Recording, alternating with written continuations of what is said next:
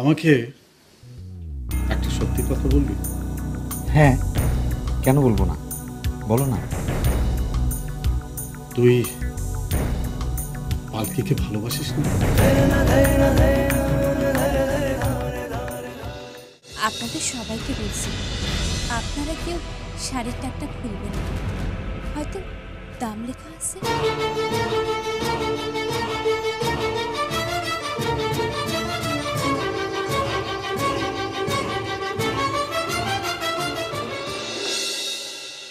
হ্যাঁ, ওই তো দাম লেখা, দেখেন অনেক দাম, 20,000 টাকা। শাড়ি থেকে ট্যাগটা খুলুনি, বড়াই করার জন্য। অর্থের বড়াই, ভালোবাসার বড়াই করো সাবা আপা, অর্থে না।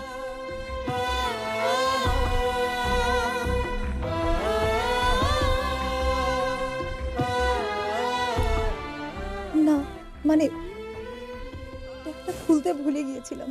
থাক, পালকি খুব একটা ভুল বলেনি। বড় লোকদের টাকার অহংকার দেখায় কত টাকার উপহার দিচ্ছে। না, এই উপহার আমার লাগবে না। বুড়ো হয়েছি, যা কাপড় আছে এ কবর পর্যন্ত আমি যেতে পারি।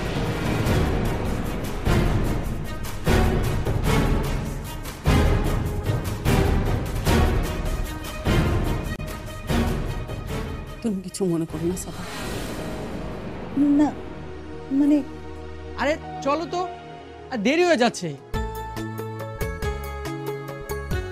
যাও, খুব আনন্দ করো, যাও মা। আরে এসো না, এসো, এই চল তাড়াতাড়ি চল।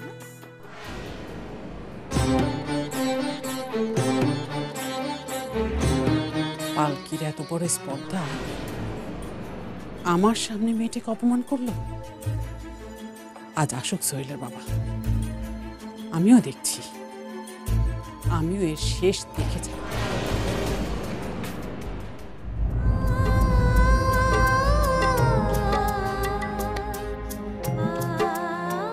দেখো কত গিফট এনেছে, কত শাড়ি। আর তোমার বাবা একটা সুতোও তো দেন।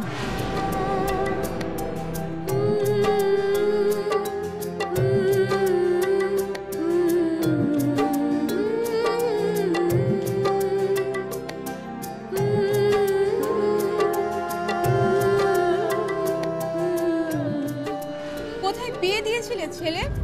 বাবা কিনা পালকি চালায়, বরকা চাষি। শ্বশুর বাড়ি থেকে একটা গিফট পর্যন্ত আসেনি, একটা চকলেট পর্যন্ত দেয়নি।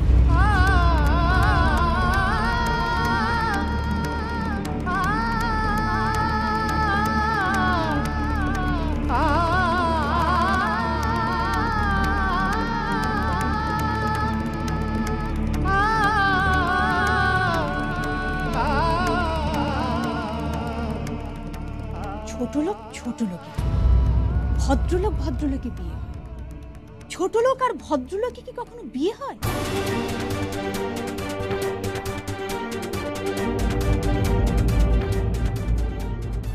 পালকি, জি দাদি, কিছু বলবেন? কি করছিস? কিছু না, একটু রান্না করব। ওহ, সারাদিন শুধু কাজ আর কাজ, রান্নাঘর আর ঘর ছাড়া তুই কিছুই বুঝিস না। আমি তো বাড়ির বউ, আমার কত দায়িত্ব। আর তোর সকাল্লাদ, তার কি হবে? সেটা হবে, সময় তো আছে অনেক। সত্যি, আমি যদি তোর মতো ভাবতে পারতাম। মাঝে মাঝে আমার কি মনে হয় জানিস? কি? আমি যদি তোর মতো হতে পারতাম। আমার মতো যেন আমার চরম শত্রুও না হয়। কি রে, কি ভাবছিস? কিছু না দাদি। যাবি নাকি? কোথায়? ওই ওরা যেখানে গেল। খেলা দেখতে? হ্যাঁ চল যাই। আজ না দাদি, এরপর কোনো খেলা হলে তখন যাব। সত্যি যাবি? হ্যাঁ, সত্যি যাব। অনেক বেলা হয়ে গেছে, আপনি গোসলটা সেরে নেন। যাচ্ছি যাচ্ছি। দাদি, কিছু বলবি? না থাক দাদি, কিছু না, পরে বলবো। পাগল মেয়ে।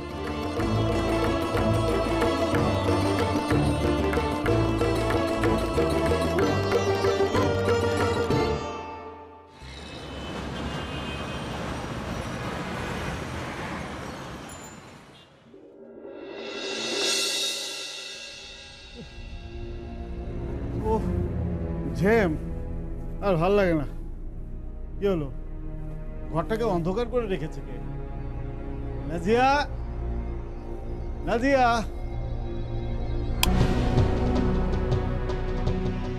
কি হলো? তুমি অন্ধকারে বসেছিলে কেন? মাথাটা কি গেছে? মাথা যায়নি, তবে মান সম্মান গেছে।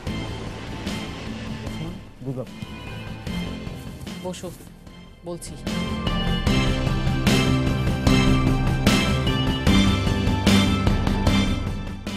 সাবা এসেছিল, আমার জন্য একটা গিফট নিয়ে এসেছে। অনেক সুন্দর শাড়ি তো। শাড়ি, দামি দামি গিফট দিয়ে হয়তো ক্ষণিকের জন্য কাউকে বশ করা যায়।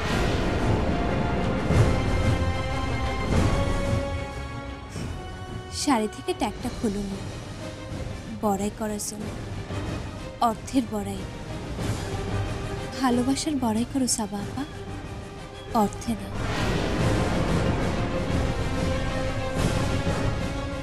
পালকি খুব একটা ভুল বলেনি। বড় লোকদের টাকার অহংকার, আর দেখায় কত টাকার উপহার দিচ্ছে। মেয়েটাকে আর কোনোভাবেই মেনে নেওয়া যাচ্ছে না। প্রচন্ড রকম সাহস পেয়েছে। ওকে কিছু একটা বলার দরকার। পালকি কোথায়? কোথায় আবার? ঘরে আছে হয়তো। কেন? আসছে।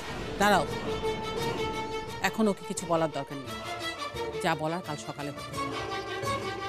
তুমি যখন বলছো তখন আর কিছু বলবো না। সোহেল এসেছে?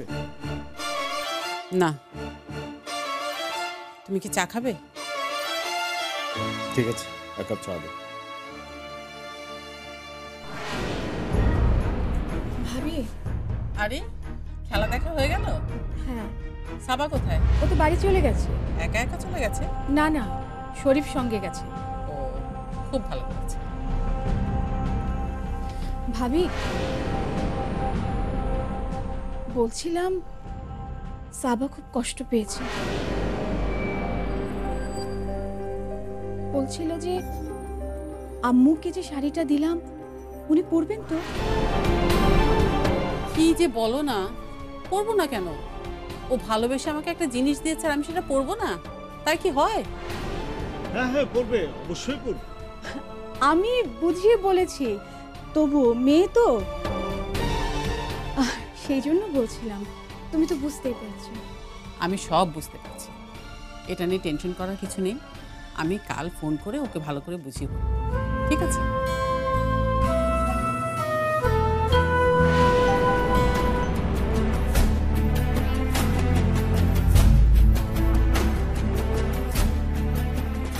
আপনি জানেন না ভাইয়া, সাবা সাবা যেভাবে অপমানিত হলো। আয়শা, আমাকে এক গ্লাস পানি খাওয়াতে পারো?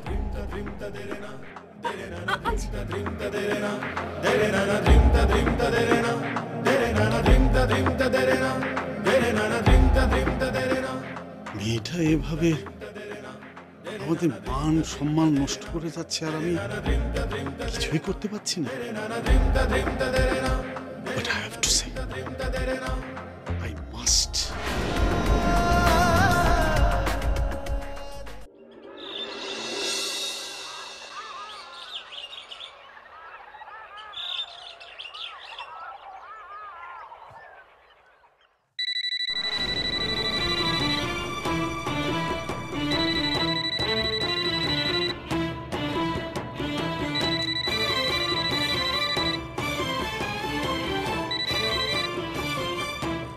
হ্যালো, কে?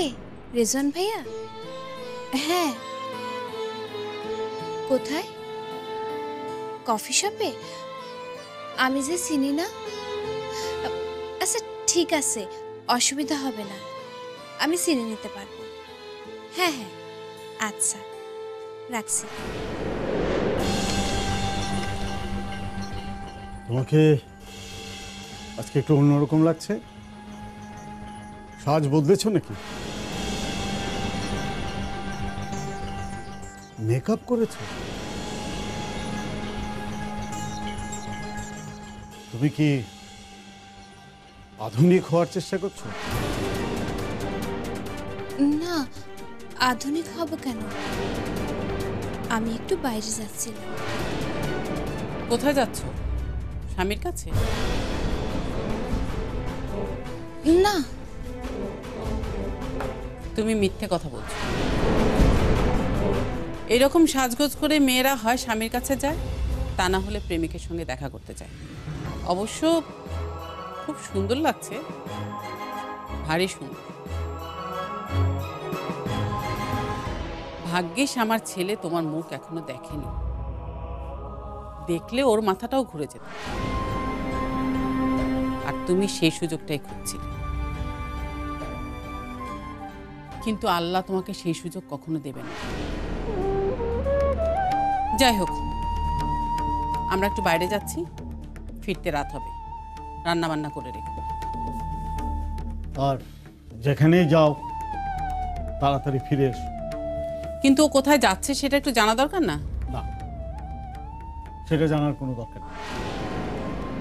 ওর ব্যাপারে আমাদের আর কোনো আগ্রহ নেই। এই তো মাত্র কয়েকটা দিনের ব্যাপার। ও কোথায় গেল, কোথা থেকে আসলো, সেটা জেনে আমাদের কোনো লাভ নেই। চলো, দেরি হয়ে যাচ্ছে। সোহেল হর্ন দিচ্ছে, চলো। তুমি যাও, আমি আসছি।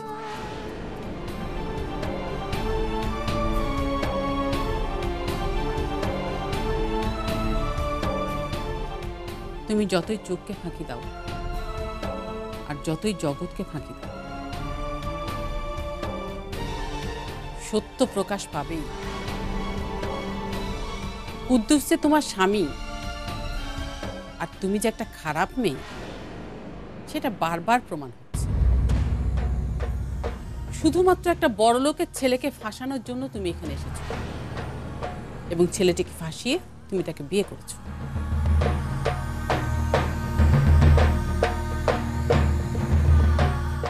কিন্তু একটা কথা মনে রেখো, আল্লাহ তোমাকে কখনো ক্ষমা করবেন না, এটা আমি বলে রাখলাম।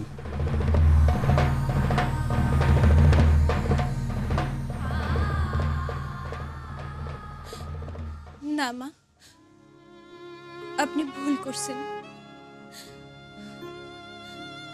কুদ্দুস কেন, পৃথিবীর কোনো পুরুষ মানুষের সঙ্গে আমার কোনো সম্পর্ক নেই। এই পালকিকে কোনো পুরুষ মানুষ ছুঁতে পারেনি। সে শুধু একজনেরই ভালোবাসে, একজনের জন্যই সে জন্মেছে, আর একজনের জন্যই সে মরবে, আর সে হলো সোহেল সাহেব, আমার স্বামী, যার জন্য আমি উপযুক্ত হতে যাচ্ছি। যে একটা বার আমার দিকে চোখ তুলে তাকায়নি, সে একটা বার আমার দিকে তাকাবে, এই পালকির দিকে তাকাবে, তখন তখন আমার জীবনের সব দুঃখ কষ্ট ঘুচে যাবে, সব কষ্ট ঘুচে যাবে।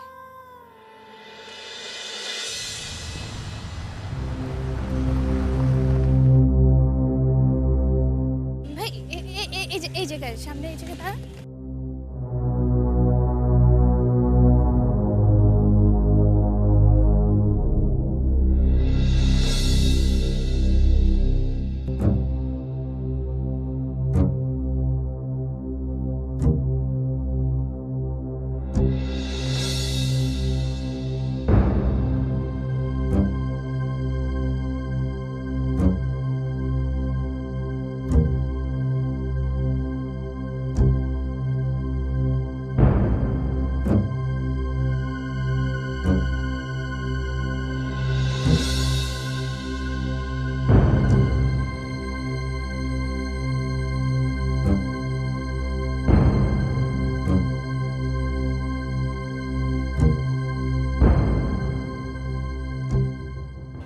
Good morning madam.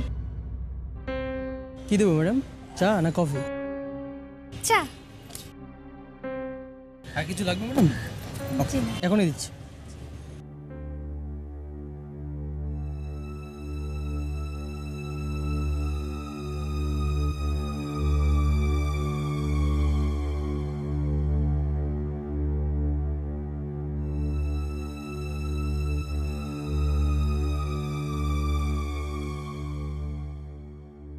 Hello, Rezon ভাইয়া,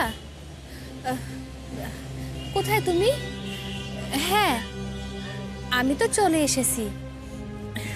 রেজন ভাইয়া, এখানে অনেক লোকজন, আমি তো কখনো এরকম জায়গায় আসিনি, তাই আমার না খুব অস্বস্তি লাগতেছে। তুমি একটু তাড়াতাড়ি চলে আসো না প্লিজ। আচ্ছা আচ্ছা।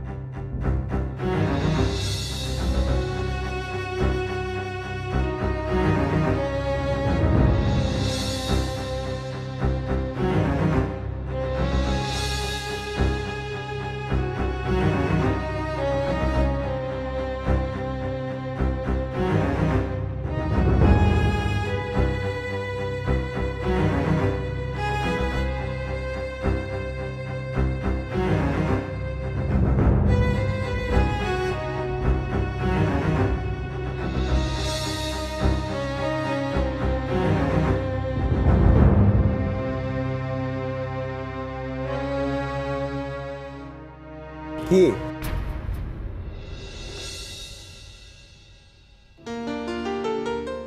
একা একাই চা খাবেন?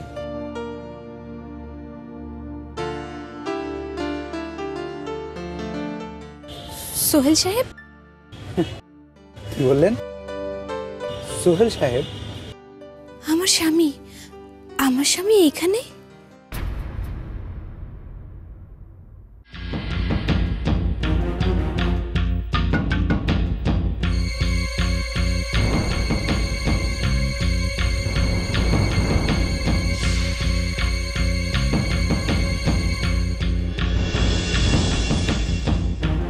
এই দেখো, ঠিক এই রকমের একটা শাড়ি পরা মেয়েকে আমরা দেখেছি না? কি বলছেন মা? তুমি কোথায় গিয়েছিলে?